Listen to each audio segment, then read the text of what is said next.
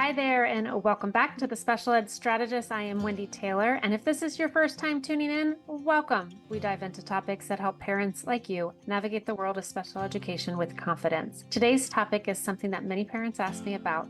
How do I request a 504 plan for my kiddo? Whether you've heard about a 504 plan, aren't sure where to start, or you're feeling a little bit lost in the process, don't worry, I've got you covered.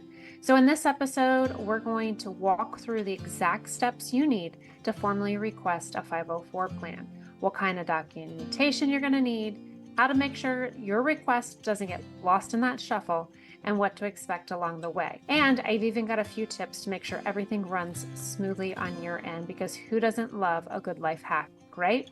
So let's get started. Today's episode is brought to you by Learning Essentials and our Cracking the Code to Special Education eligibility course. Empower your advocacy, erase confusion, and unlock the services your kiddo deserves. Learn more at learningessentialsedu.com. I do want to mention, I know if you're confused, because we always talk about special ed, doing some solos here, honing in on 504 so that you can really understand the difference between both an IEP and a 504. So what exactly is a 504 plan? Let's break it down in a way that makes sense. A 504 plan is like a customized support plan for your kiddo in school.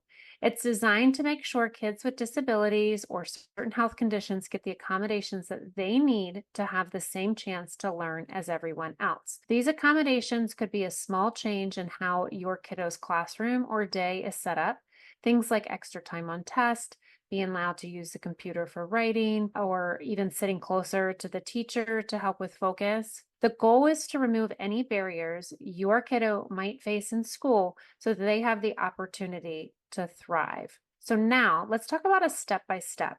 Getting a 504 plan does sound a bit formal, but it doesn't have to be scary. It certainly doesn't have to be confusing. And hopefully by the end of this episode, you're going to have it all cleared up as to which direction to go into. So first thing I want you to do is gather your paperwork, aka proof. So before you request that 504 plan, I want you to gather up any paperwork that shows your kiddo has a condition that makes school harder for them. So it could be a doctor's note or a medical report. For example, if your kiddo has ADHD, asthma, or a chronic illness, evaluation results from a therapist, a psychologist, if your kiddo has a learning difference or struggles with anxiety. I know that sounds like a lot, but just kind of get that framework set up. Kind of where is the evidence that there is something that's impacting your kiddo's day from bell to bell. So you don't need a mountain of documents, just something clear that shows your kiddo's condition and how it affects their learning or participation in school. Next, you need to submit a written request for a 504 evaluation. You can send this to your school's principal or a 504 coordinator. If you're not sure who that is, just ask the front office and they're going to point you in the right direction. Sometimes it can be a guidance counselor, sometimes it's some sort of specialist in the building. So I would just ask and make sure that you're directing your letter to the right person. Always include the principal. If it's not the guidance counselor, include the guidance counselor as well, your classroom teacher, so everybody is on the same page. So for example, all you're going to write is, "Dear so-and-so, I'm writing to request a 504 evaluation for my child who is in whatever grade. They've been diagnosed with this condition and it impacts their ability to," and you're going to describe the specific issues in school. "I've included medical documentation to support this request. I'd like to meet to discuss how we can help your kiddo's name succeed. Let me know when we can schedule a meeting. Thank you for your time, consideration." The goal here in this is to be clear, polite, and specific. Don't worry about using legal terms. Just focus on advocating for your baby, for your kiddo. And then you're going to follow up like a pro. So after you send the letter, again, it is a letter, it can be an email, but it needs to be something in writing and in documentation. Not a phone call, not a hello in the hallway. It has to be formal in writing. So you're going to follow up if you don't hear back in a week or two. So we know schools get busy, sometimes things get overlooked.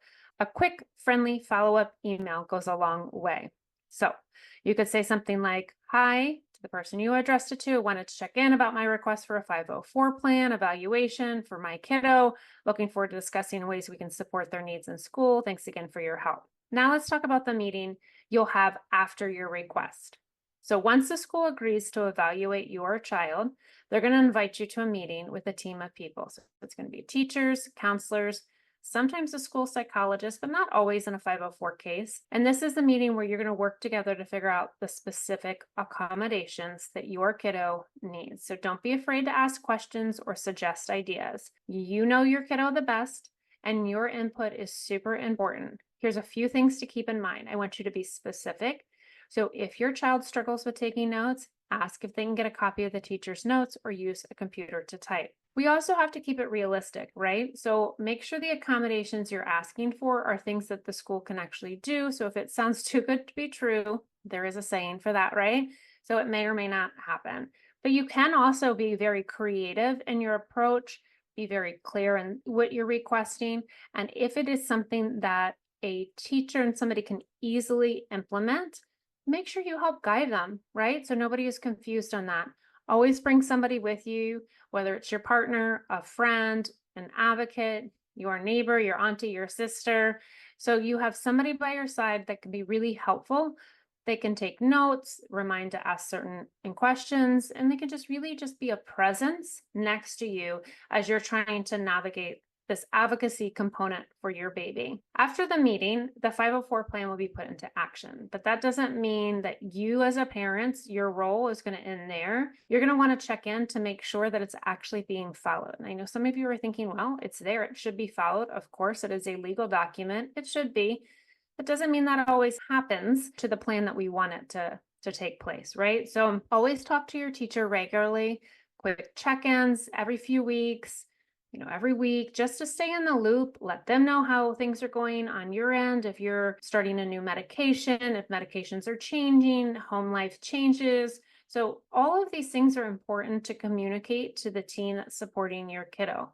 Ask how the accommodations are working, and also ask your kiddo. They're going to be at a certain age where they can start advocating for themselves, and having those conversations may be really helpful for empowering your child to what accommodations work, why are they there, and what is the purpose of them, right? And then you also want to figure out if there's any challenges. So if it's a challenge that your student personally foresees, or the teacher that's supporting the student, that way that you can be creative and coming to the table with a way to solve whatever challenge maybe that you're facing. So always keep a copy of that 504 plan along with any of the emails, the notes from the meetings in that super folder, whether it's an electronic folder or a physical folder.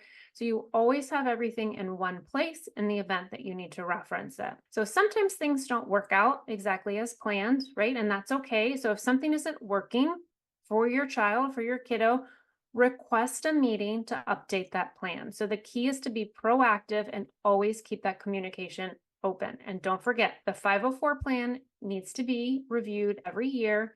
If your kiddo needs to change or if the accommodations aren't working, the school is required to meet with you to make those adjustments. Before we wrap up, I want to share a few extra tips that can help make this process a little bit easier. So again, document everything. I say this thing with IEPs. I'm saying the same thing with 504. When you request a meeting or a follow-up with the school, do it in writing, even if it's quick email. It helps keep everyone on that same page. Don't be afraid to ask for outside help if you're feeling stuck or overwhelmed. Consider even reaching out to a special education advocate, an IEP coach, a special education person, teacher, so that you can really help kind of navigate this process and really understanding the difference again between a 504 and an IEP, so that you're understanding which one to pursue as the best support for your kiddo. They can certainly help you navigate that process and to help you be empowered to speak up for your kiddo's needs. So always involve your student, your kiddo, depending on their age. Talk to them about their 504 plan, what accommodations are in place, so that again, we can empower them to speak up and to let somebody know if things aren't working. So either you as the parent or the classroom teacher, really make sure that those accommodations are in place and everything is working to the degree that it's supposed to. So requesting a 504 plan, it may feel like a big task. I know we're overwhelmed. We have a lot going on, right? We're constantly juggling as a family. But remember, you are your kiddo's best advocate. By taking these first steps, gathering your documentation, submitting that request, following through, you're ensuring that your kiddo's getting the support that they need. So thanks so much for listening to this episode of the Special Ed Strategist. If you found this episode helpful, don't forget to subscribe and share it with other parents who may need this information. And as always, if you have any questions or need extra resources, head to our website, connect with us on social media. I've also shared a few links for resources in our show notes. You've got this. Until next time, take care and keep advocating. Today's episode is brought to you by Learning Essentials and our Cracking the Code to Special Education eligibility course. Empower your advocacy, erase confusion, and unlock the services your kiddo deserves. Learn more at learningessentialsedu.com.